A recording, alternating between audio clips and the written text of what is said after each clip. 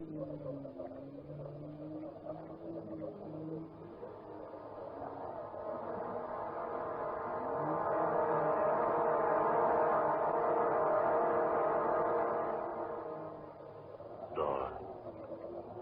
fantasy.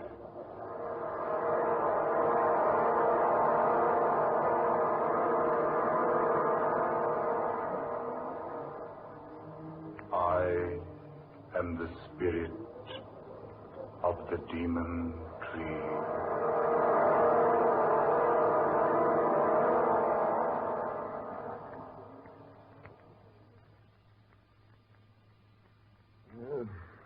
£3 on the Jack of Diamonds. You should tear your money up, Humphreys. It would last you longer. Perhaps you're right, Crane. But this way I get a sense of honest toil. I say, isn't anyone else betting? Oh, let's quit. I'm tired of losing. Oh, look here, old girl. Could I loan you a few pounds? No, thank you, Crane. I have enough to get me back to London. If we ever do get back. Now, why do you say that, Clara? It's only a matter of a stage getting through here to the resort, taking us out of this beastly place. Beastly place is right. Why people come here for a rest is more than I can determine. Honestly, I've never spent such an uncomfortable week in all my life. Well, think of me. I've been here 3. So have you, Humphreys. Oh, look here, you two. It's 3 o'clock. They're expecting the stage around 8 tonight. What do you say the 3 of us go for a bit of a walk through the forest? I say, why not? Oh, here comes Danvers. Perhaps he'll join us. Anything to get away from this place. Good afternoon, Danvers. Greetings, good people. I take it you're no happier than when I left you a while ago. Oh, the place is as gloomy as a morgue. We've just agreed to take a walk in the forest back of the inn. You're invited to come along if you like. Sounds like a good enough way to pass the time. Oh, good. We all go together. Besides, I'm quite interested in that forest out there. You remember, of course, the story the night clerk told us last evening? Yes, I don't like him. He talks through his nose. People should talk through their mouths. No. I mean, what he told us about the forest. What about the forest? I didn't hear it, Humphrey. Well, the clerk said it was a gorgeous place. Lots of beautiful foliage, vivid colors, clear water lakes. But nobody goes there. So beautiful. That's just it, Clara. You see, people have gone there and never come back. Rubbish. A lot of nonsense. Why, the clerk is just superstitious, that's all. I'm inclined to agree with you, Danvers. Why, he even told us an absurd story about a tree out there in that forest that's supposed to strangle people. Strangle them? How? Oh, I don't know. With its branches, I suppose. Just some absurd legend that people around here like to believe. I believe it's more than just a legend, Crane. And what makes you say that, old man? Here. I talked to the clerk again later last night. He dug out this old newspaper clipping for me. Read it, Danvers, aloud. Oh, it is right. Almost illegible. Well, read it. It says, London, England, April 21st, 1857. It is reported that Sir Horace Wakefield, Earl of Dorset, was found strangled last night in Barlow Forest. His body was discovered entangled in the branches of a huge oak tree. Go on. Read the rest of it. Earl's death recalls to mind the weird tale of the witch of Barlow Forest, who is said to have lived in the 16th century. An evil old hag who, upon having a falling out with Sir Thomas Holly Wakefield, cursed him and warned him that any of his descendants who entered Barlow Forest would surely perish. Charming old girl, wasn't she? No. Don't scoff until you've heard the rest of it. Go on, Danvers. She also added that any person or persons with the Wakefield descendant would also die. She is said to have planted an acorn, smeared with her own blood. The acorn is supposed to have grown into a towering oak, capable of moving about from place to place in Barlow Forest. Sir Horace is the sixth of the Wakefield line to have perished by strangulation in the forest. Thomas Hurley Wakefield. I wonder.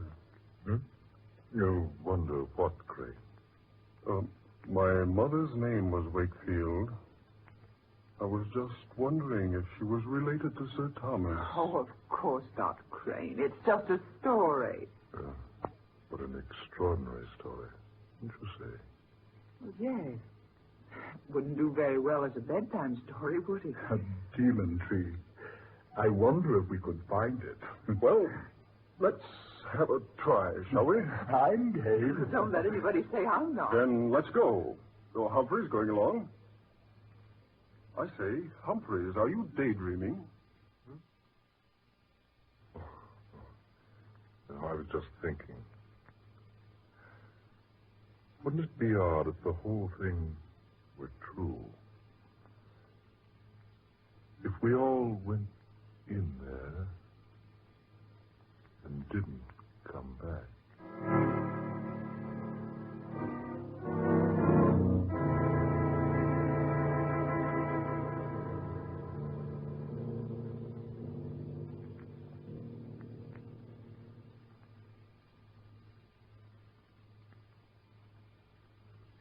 Well, do you gentlemen see any way we can get into that forest?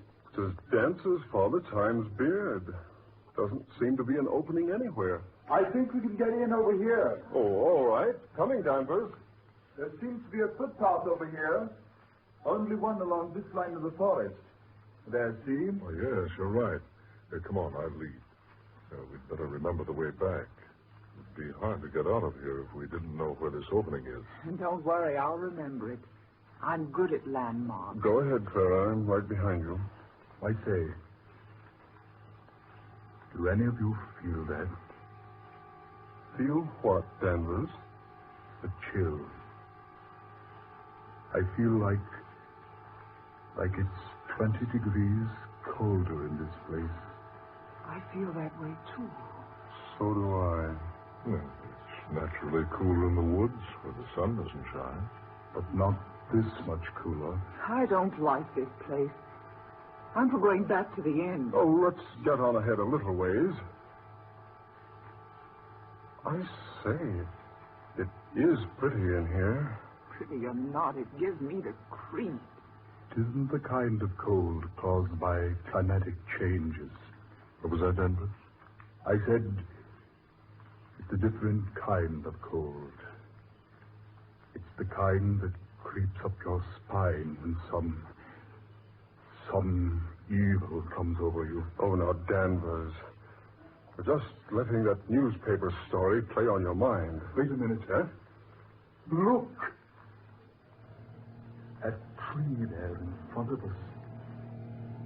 It looks like a human giant. Oh, you're right, Danvers. I could swear it moved just a moment ago. It did move. I saw it, too. That's the strangest looking tree I ever saw. Look at that bark. I wonder if... Crane! What's wrong, man? I just touched the bark of that tree and it didn't feel like bark at all. No, it felt like human skin. Here, let me feel it. By heaven, it's true. It does feel like skin. Warm and smooth and soft. Yes. It feels that way to me, too. Here, Humphreys, you touch it. No, thanks. Go ahead, Humphreys. Feel it. I have no desire to. You see, I'm sure you're right. What's that? I feel that this is the demon tree of Barlow Forest. Humphreys. I think we've seen enough of this place, haven't we? Let's get back to the inn. Yes, let's. All right. Come on. I say, wait a minute. Have you noticed how dark it is? All of a sudden. The sun's behind a cloud, probably. It's impossible to see the sky through this foliage. It is darker. I can hardly see where I'm walking. Are you quite sure this is the right way? I don't remember this clearing. I don't either. Wait a minute. By heaven, this isn't the way. Must be. We're on the path, aren't we? No. No, I don't think we are. It's so dark. Do any of you have a flight? I certainly don't remember this clearing. I think... What was that? What was what, Crane? You'll think this is foolish, but I swear I felt the branch of a tree brush across my face and shoulder. That's impossible. There's not a tree within 50 feet of But I felt it, I tell you. It rustled like a branch covered with leaves, and yet it felt warm and soft, like human flesh. Crane, are you sure? Yes, look, we're lost here. It's dark as night, right in the middle of the afternoon. And we've lost the path in that tree. Easy, Crane. Keep your head, man. I'm getting out of here. I'm not going to stay here and be murdered. Crane! Stay with us. No. I'm going to find a path and get out of here. Crane, stay here. We'll find a way back. I don't want to stay here and die. I want to get away from this place. Crane! Don't be a fool! Crane!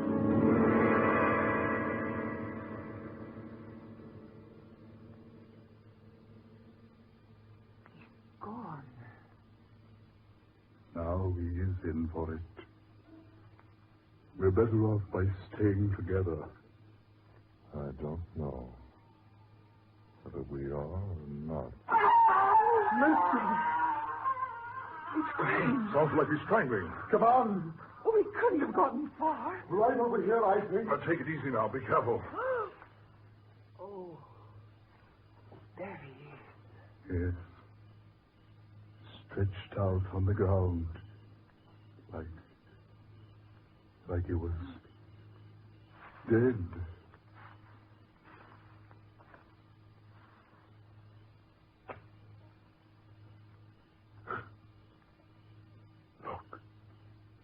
Look at him. Marks on his throat. Like hands would make. That wasn't done by hand. See? Stains on his skin. Green stains.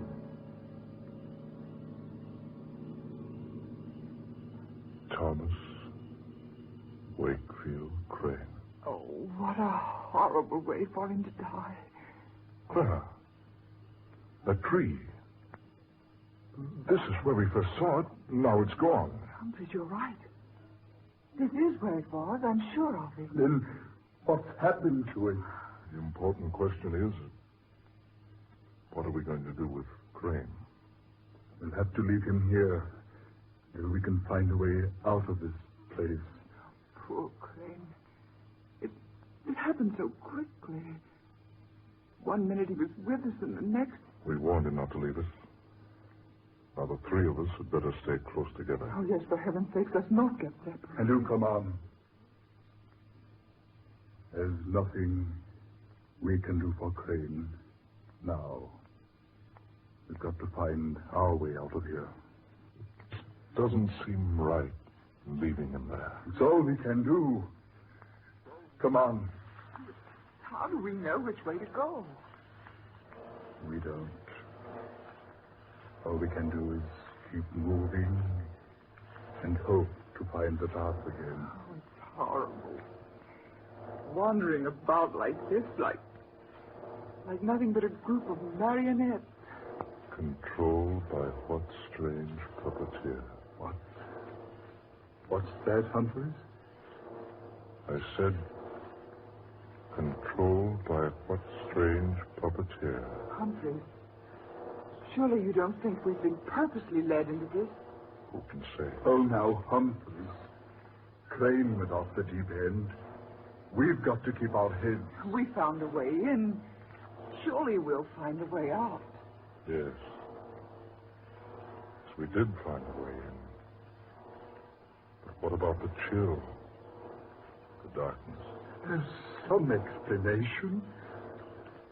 Perhaps a storm is coming up. Yes. That could be it. Couldn't it? Storms don't rise that quickly in this part of the country. And the darkness. It came down on this forest like a shroud. Yes.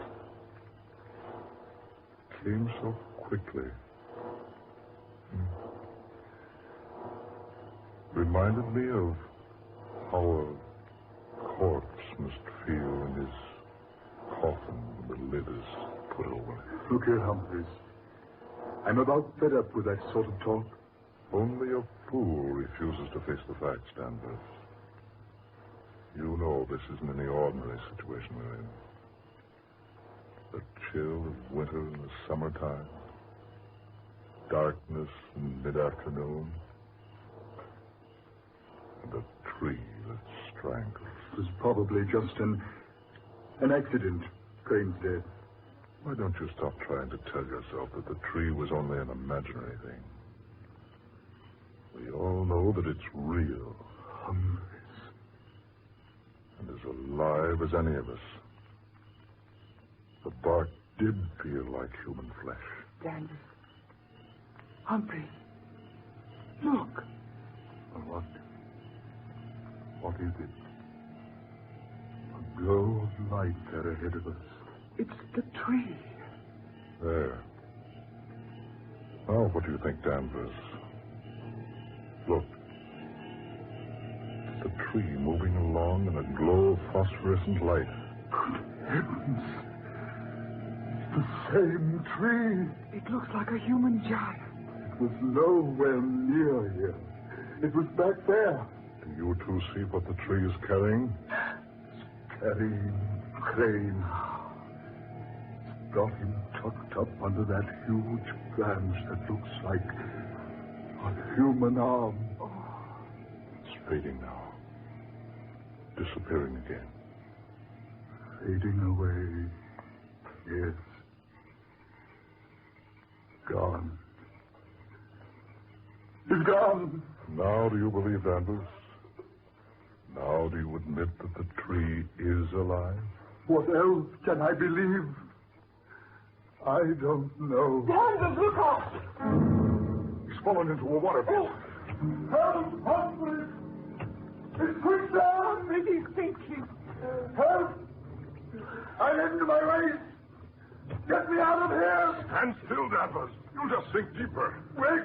Help me out of here! Get something I can grab onto! Here, Danvers. Danvers, grab the end of that pole. He'll let you help Humphrey. Grab it, Danvers. Grab it. The pole, Danvers. Grab the end of it. Where you are. I can't! That tree branch! It's biting me! Good Lord. Listen, Clara. A tree branch. But we can't see it. I can't get near the pole. The branch keeps biting me back. Humphrey, do something. He's up to his shoulders now.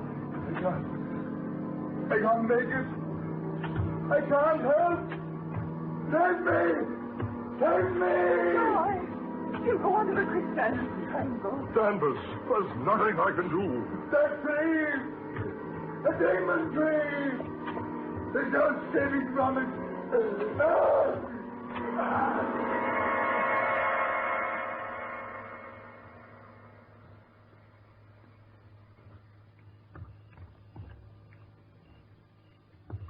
He's gone. Poor devil. Didn't have a chance. Humphreys, we've got to get out of here. We're all doomed. It's the Wakefield curse. Clara, stop it. It is the curse. We're helpless. There's nothing we can do to save ourselves. Clara, stop it. Humphreys. Now, we can't give up. We've got to find a way out of this place. Follow me. Be careful where you step. Whatever happens, keep your head, Clara, for heaven's sake.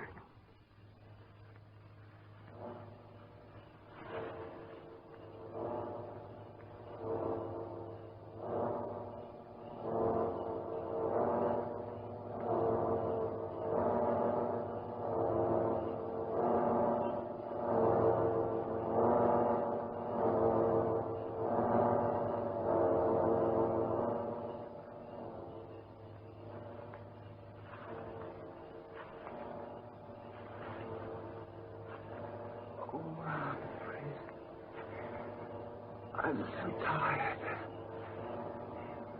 We've walked for hours. I say, it's getting a little lighter. Clara, up ahead there. Isn't that a path? What? Oh, you're right, Humphrey. It's the path we came in on. And look, there's an opening through the trees. Yes, I remember the landmarks. Oh, thank God for the light. Come on, Clara. Out of this place. There's nothing we can do for Danvers or Crane now.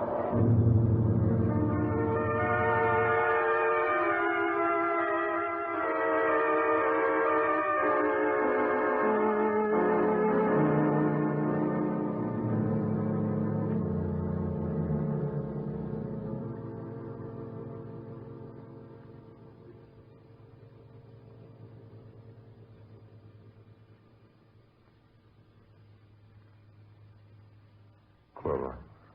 Yes? I wonder if you feel as I do. I thought we'd be safe back here in the hotel. I don't know how to describe it, but I have a feeling that this whole business isn't over yet. I know. I've had the same feeling. A feeling that we're not finished with the demon tree. Or that it's not finished with us. Yes, exactly. Here, my room. Better go in and have a drink, Clara. Heaven knows we need one. Yes, I certainly do. What's worrying me is how we're going to explain what happened to Craig and Danvers. Yeah, wait a minute. I'll get the light. There. Humphrey, on the bed there. Good Lord. The branch of a tree about 2 feet long. Humphrey, don't touch it.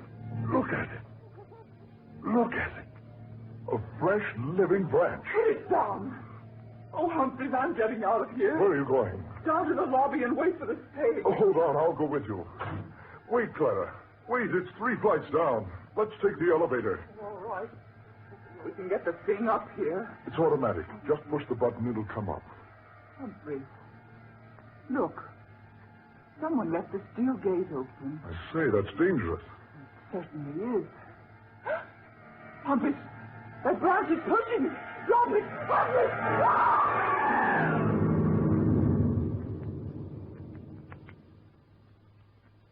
Good Lord. Clara. Clara. That branch. It pushed her down the shaft. It's after me. Get away. Get away. Help me. Help me, somebody. The tree. The demon tree. It's stalking me.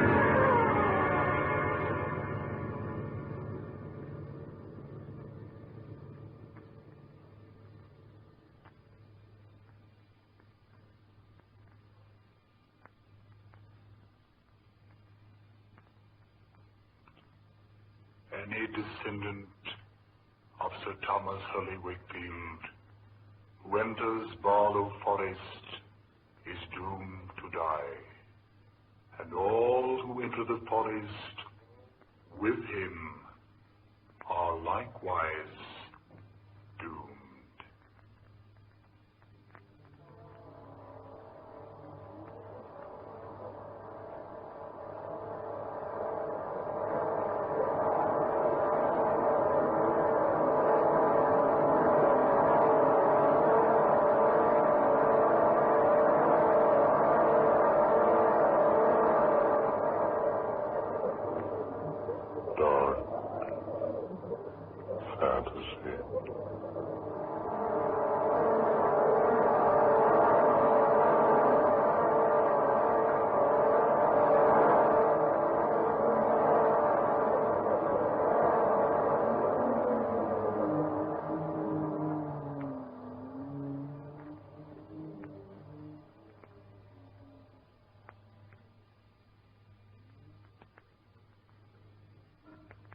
You have just heard The Demon Tree, an original tale of dark fantasy by Scott Bishop.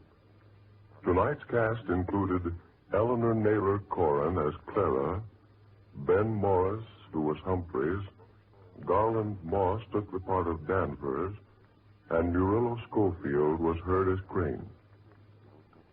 Next Friday night at this time, the National Broadcasting Company will bring you another unusual and fantastic adventure thriller, Men Call Me Mad, the story of another world and the people who inhabit it. An exciting and weird tale of dark fantasy created by Scott Bishop. Dark fantasy originates in the studios of station WKY, Oklahoma City.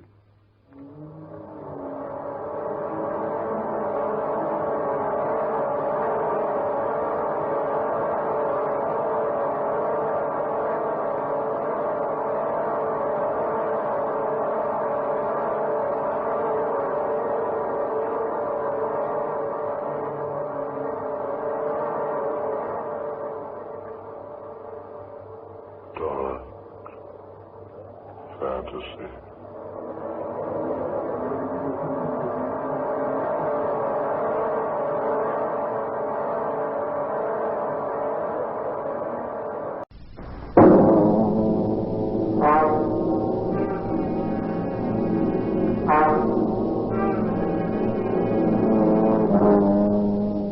Had a hard day at the office?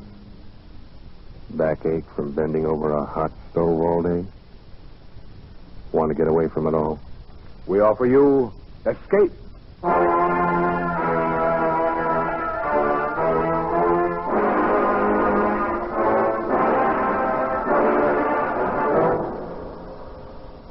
It is midnight, and you are alone. Suddenly the room is plunged into darkness. You sit frozen with terror, because something is there behind you. Something you feared would come. Something from which you must escape. Escape, produced and directed by William N. Robeson, and carefully plotted to free you from the four walls of today for a half hour of high adventure.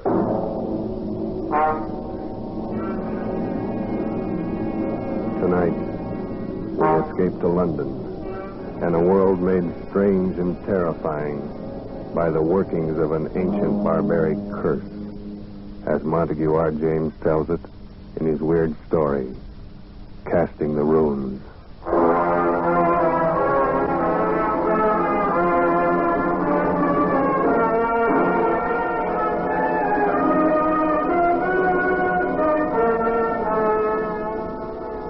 My name is Edward Dunning. I'm a scientist. I'm used to dealing with facts, not fairy tales. I'm regarded as Britain's leading authority on medieval life. And as such, I've studied much of the ancient fears and barbaric superstitions of those times. I should have been the first to scoff at any suggestion that the ancient powers of evil, the black magic of Teutonic days, could be believed and practiced in the 20th century. A few weeks ago, I should have laughed had you told me that a curse, a hex, could kill a man. Today, I cannot laugh. It has happened to a man I know of. And now, it's happening to me.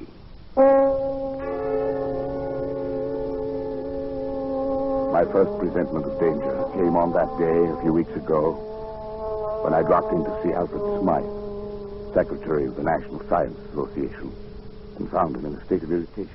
Lost it all, Dunning. I almost wish you hadn't been so brutally honest in your report on that Carswell paper. Why? What's the trouble? Oh, he's such a frightful fellow. He's raising a terrible row. You mean Carswell himself? Yes, it's bad enough a vicious charlatan like that calling himself a scientist. But now he's taking all his vindictiveness out on me. Sorry, old chap. It's really me he'd like to get at. As a matter of fact, that's just what his last letter was about.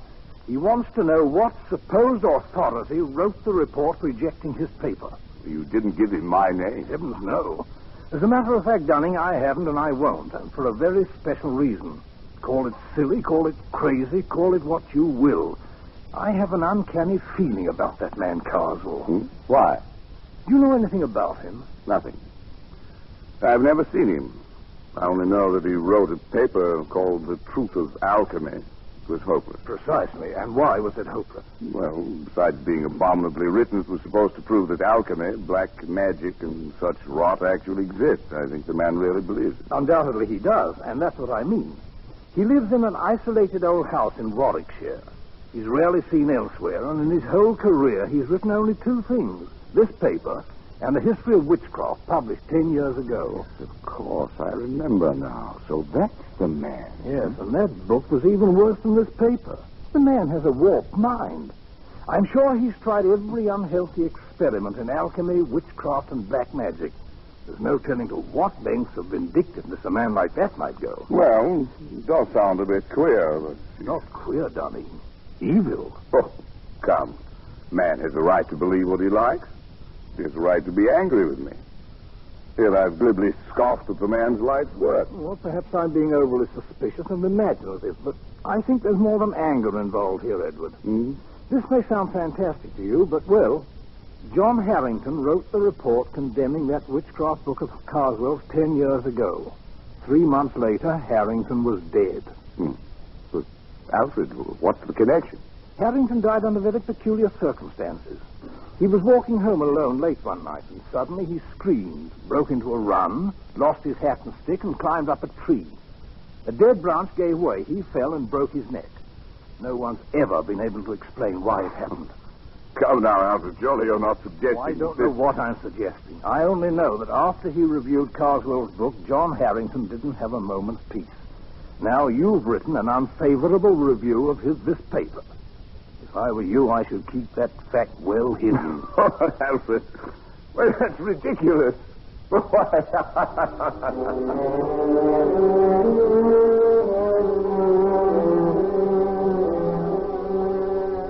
Yes, I laughed at Alfred Smythe's fear. How could I have known then that I was to feel the same terror, the same agonized fear which gripped the heart of John Harrington as he crouched, panting on the branch of a tree, for another moment or two of life, while beneath him the thing came closer and closer. I'd almost forgotten the incident when, a few nights later, I was riding home on a late train. I was half drowsing in my seat, barely keeping awake by looking idly at the car card. The man directly opposite me must have been doing the same. For suddenly I heard him say, "Here now, what can that one be advertising?" I followed his eyes to the window beside my head. What I saw brought me bolt upright in my feet. In memory of John Harrington, died September 18th, 1937, by falling from a tree. 3 months were allowed. Blimey, what do you say that means, sir? Well, I don't know. But I did know. Smythe had been right. The affair with Carswell was not over, but only begun. I asked the conductor about the card, but he was as puzzled as I was. He had never seen it before. The card must have been put there expressly for me. That meant that Carswell knew it was I who had reviewed his paper. How had he found out? I got the answer the next day. I was in the select manuscript department of the British Museum doing some research in the quiet, almost deserted room. I'd been working steadily for an hour, oblivious to my surroundings, when suddenly, just at my shoulder, I heard a voice. Edward Dunning, you are allowed 3 months. I swung around in my seat. There was no one within 20 feet of me. I sat for a moment, shaken, and then I stooped to pick up the papers I had brushed to the floor. I straightened up to find a stout, elderly gentleman standing in front of me. Excuse me, sir. Yes? May I give you this paper? I think it should be yours. Oh, yes, so it is. I thought I had them all. This one seemed to have slid across the floor. Thank you very much. Not at all, sir. Good afternoon. He walked slowly away and out of the door. A kindly, stout old gentleman. But there was something about him that made me feel strange. I went over to the attendant. Yes, Mr. Dunning. Did you notice that gentleman I was just speaking to? Oh, yes, of course. Can you tell me his name? Why, that's Mr. Carswell. As a matter of fact, he was asking about you only the other day. Asking about me? Well, he asked who were the great authorities on medieval science. Of course, I told him you were the only one in the country. Oh, I see. Would you like to meet him, Mr. Dunning? I'll see if I can... No. No, thank you.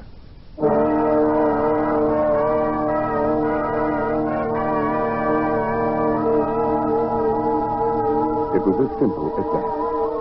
Now Carswell knew. What would be his next move? What was I to expect? I reached home at dusk, and trouble stood on my doorstep in the long face and stooped form of my family doctor. I had to upset your household arrangements, I'm sorry to say, Dunning. I've had to send both your servants to hospital. But what happened? Something like ptomaine poisoning, I should think. It's nothing serious. Well, what could have caused it? Well, that's the rather odd thing. They tell me they bought some shellfish from a hawker and had it for lunch. I've made inquiries, but I can't find that the hawker called at any other house on this street.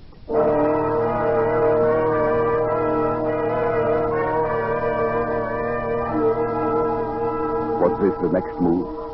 If so, it had succeeded. I was alone in the house, and my nervousness increased as darkness closed in and the hours advanced toward midnight.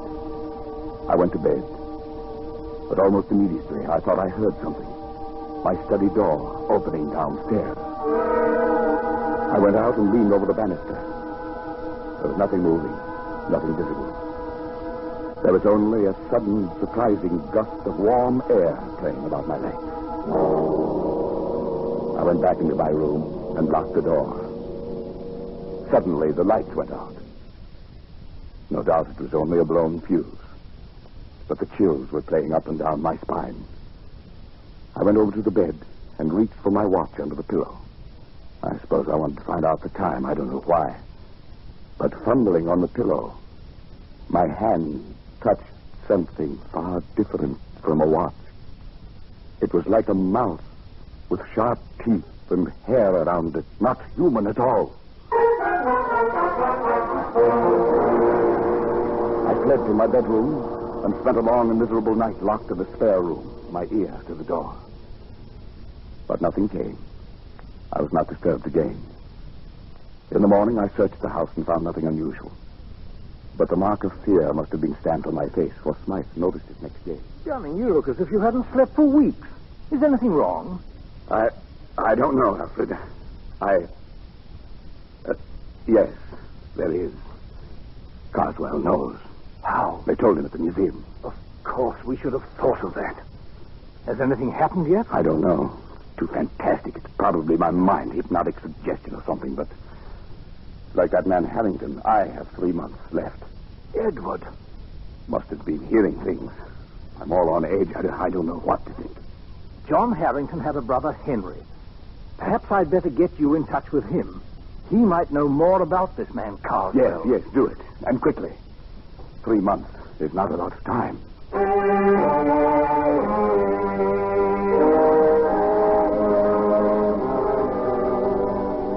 It was arranged. That night, I found myself walking down the dark street that led from the railway station to the Harrington home. It must have been along this same street that John Harrington had walked that last night. Where he had broke and run. It must have been one of these trees bordering the lonely road in which he had spent his last horrible moments. The way was dark, and there was no living soul in sight. And suddenly, complete terror gripped me. Somehow I knew that I was being followed. At first I only felt it, and then I heard it. I walked steadily on for a moment, my stomach like ice. It was getting louder, coming closer. Unconsciously, my step quickened. I could barely control myself. I wanted to scream and run. The thing came closer and closer.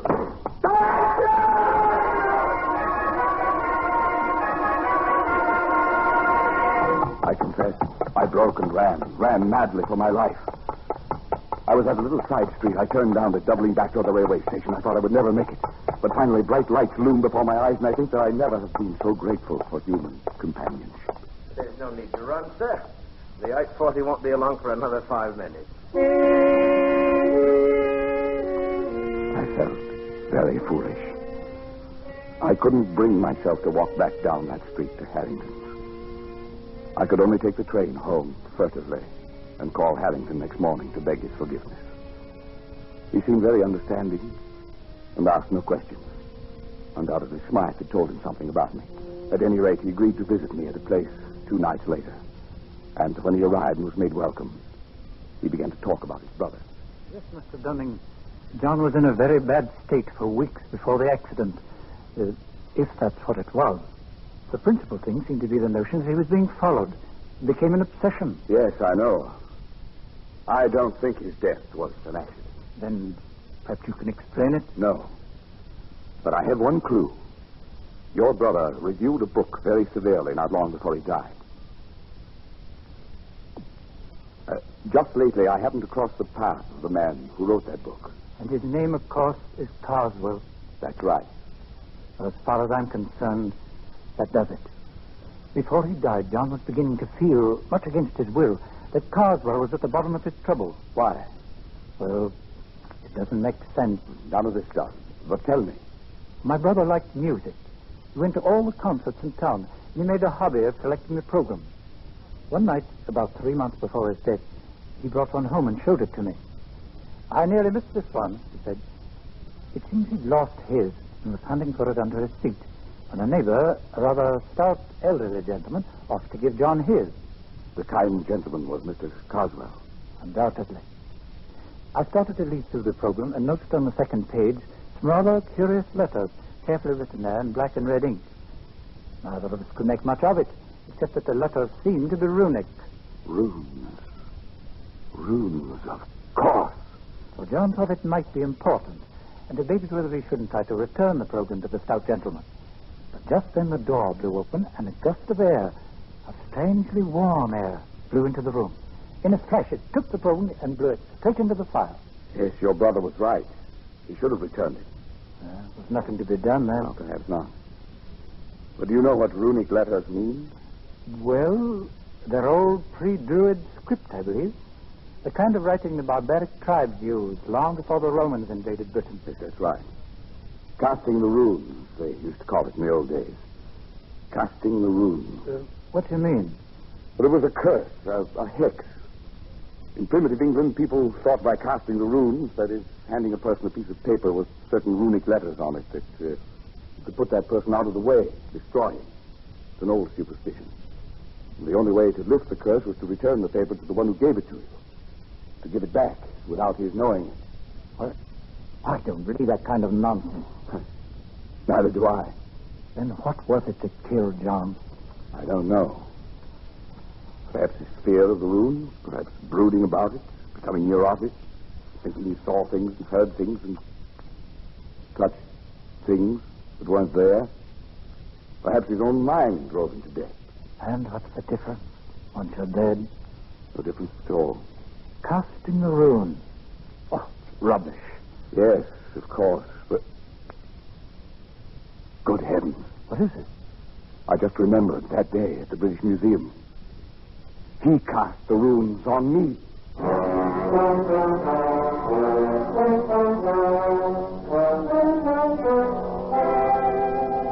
I went swiftly to the writing table, Harrington close behind me. My portfolio was there, full of the scribbled notes I'd been working on that day in the museum. And as I took it in my shaking hand and began leaping desperately through them, one strip of thin, light paper slipped and fluttered toward the open window with uncanny quickness. But Harrington was even quicker and slammed the window shut just in time. Got it? Oh, thank heaven.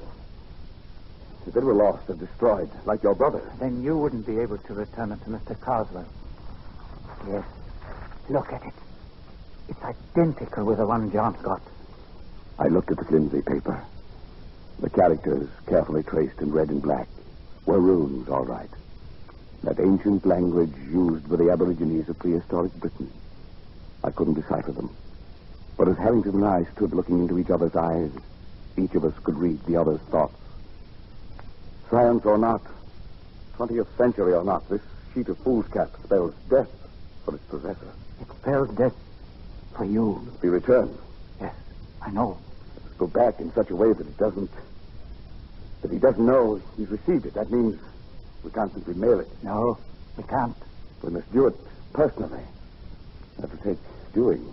He knows you by sight, doesn't he? Yes. You must shave your beard. It'll alter your appearance. He might strike any time. I have 3 months. That's what the warning said. We've got to make good on this, Dunning. I've searched 10 years for my brother's murderer, and now he must not escape.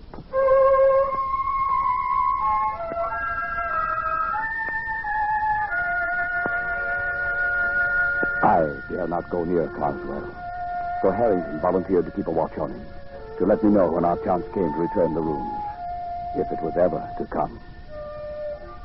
It was only a night or two after Harrington was there that I arrived home and found the calendar had come in the mail. When I examined it, I found everything after November 19th had been torn out. The next night, I had another envelope of the mail. This time it was a woodcut, an illustration torn out of a book, showing a dark, moonlit road and a man walking on it. And right behind him came a huge, dark shape, some awful demon creature. Under it were written some lines from the Ancient Mariner, and as I sat alone and read them aloud, I felt that now familiar gust of warm air playing about my legs. The man walks on and turns no more his head because he knows a frightful fiend doth close behind him tread.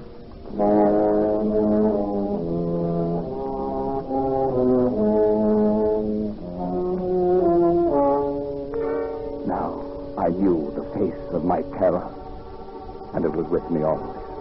Walking down the dark street at night, I heard its footsteps behind me. In my lonely house at midnight, it roamed the halls. Like the Ancient Mariner and John Harrington, I never turned to look. I couldn't. My nerves were going, and I could do nothing but wait. The days, the weeks slipped by, and still Harrington had no plan. I checked off the days on the calendar Carswell had sent. Now there were 8 days remaining, then 6, then 3, 2, 1. It was the evening of the 18th. My last day on Earth was to begin at midnight. I was sitting alone in my living room, bathed in perspiration, fighting to keep my nerves in check. Suddenly, I felt that warm gust of air. I listened. There were soft footsteps. A shadow seemed to cross the hall door. And then the footsteps blended into a loud bang. No, not yet. I still got 1 day more. Not yet. Sandy, it's me. Oh, heavens. Harry. What's the matter, man? What is it? It was you knocking on the door. Your footsteps? Yes, of course. Oh, thank him. I thought... Now, look, man, you've got to pull yourself together. It's tonight we have our chance. What chance? Carswell leaves Victoria Station by boat train tonight at 10. I'll get on with him there. You take the car I brought and drive to Croydon. Get on the train there. And be sure to bring the paper. Yes, I have it. You've shaved already. Good. Everything depends on his not recognizing you. Mr. Harrington, suppose he changes his mind. Suppose he doesn't take that trip. My time runs out tomorrow. He'll be there, and you'll do it. You'll do it well. You've got to. I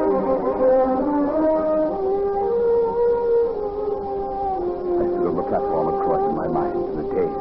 I thought the train would never come, but it did. I saw Harrington at the window. He stared coolly at me. Of course, there was to be no sign of recognition. I entered the coach and slowly made my way down the aisle to the compartment where Harrington sat. Opposite him, staring full into my face, was Carswell. He looked up as I sat down. His eyes were heavy-lidded, his face bland. It was impossible to tell whether he knew. The train started. The next stop was Dover, the end of the line. My last chance. It was time to cast the rune.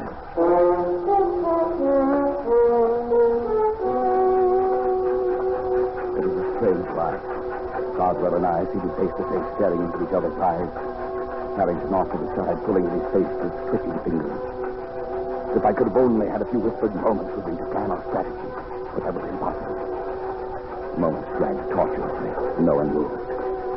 Then suddenly Carswell leaned forward. I beg your pardon, sir. Haven't we met? Met? Well, I don't think so, sir. Not unless you're in the plumbing business. Plumbing? No. Hardly. I hadn't planned it that way. The words, the accent, just seemed to come by themselves. And Carswell sat back, an enigmatic expression on his face. I wished desperately to know what he was thinking. Then suddenly he got up and went out into the corridor. It was my chance. I was about to slip over to his bag to see if there were a way to secrete the rooms within them, when I caught Harrington's eye and read a warning. Carswell from the corridor was watching, waiting to see if we recognized each other.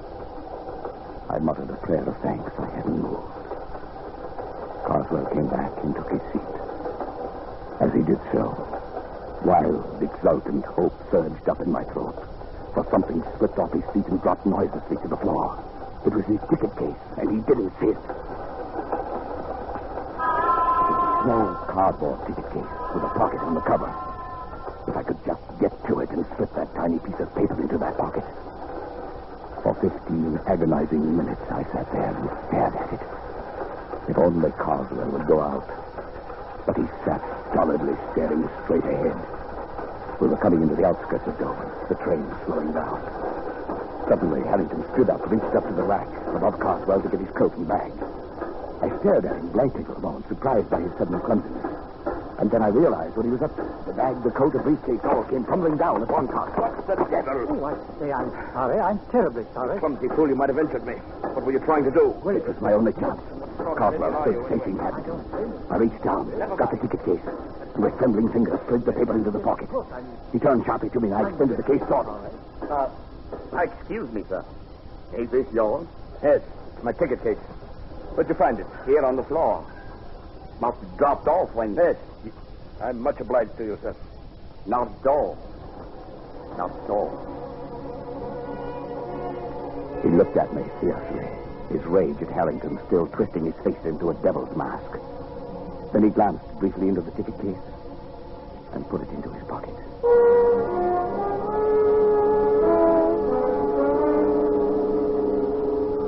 On the railway pier at Dover, Harrington and I followed a few steps behind Carswell. I felt like I might faint. Carswell went straight to the gangway of the boat, and there the purser stopped him. Does your friend have a ticket? My friend? What the devil do you mean? I'm traveling alone. Well, that's funny. I could have sworn there was another gentleman right there beside you, walking just at your elbow. Well, there isn't. And I suggest you see an oculist. Oh, I didn't see. I just felt. Sorry, sir. Must have been your rug. My mistake. Come on, Danny.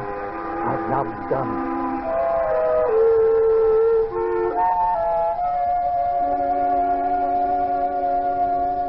I didn't sleep that night. I lay awake and listened. But there were no footsteps, no warm gusts of air, nothing to disturb me. All day I felt remarkably free, although this was to have been my last day on Earth. But only just now, when Harrington came in, could I really relax. Mr. Jennings, have you seen the afternoon paper yet? I know. Not yet. Well, here, look at it. On the second page. There. Abbeville, France. An English traveler examining the front of St. Wolfram's Cathedral today was struck on the head and killed instantly by a stone falling from the scaffolding. A note of mystery was added by the fact that although the cathedral was undergoing repairs, no workman was on the scaffolding at the time of the accident. The traveler was identified by papers found on him as a Mr. Carswell of Warwickshire. Of course, it could have been an accident. Yes. Yes, it could have been.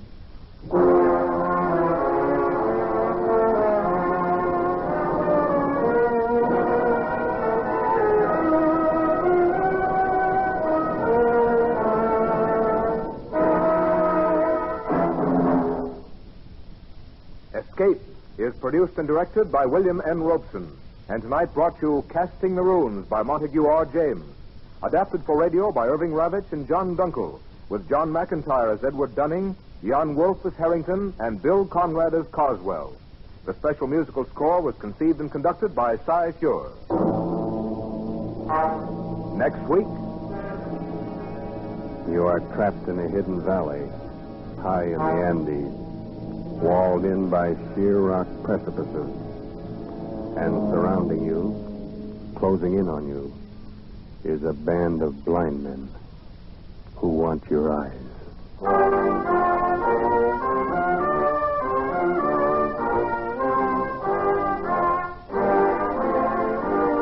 next week we escape with H.G. Wells' gripping story, The Country of the Blind. Good night, then, until this same time next week when we again offer you Escape. This is CBS, the Columbia Broadcasting System.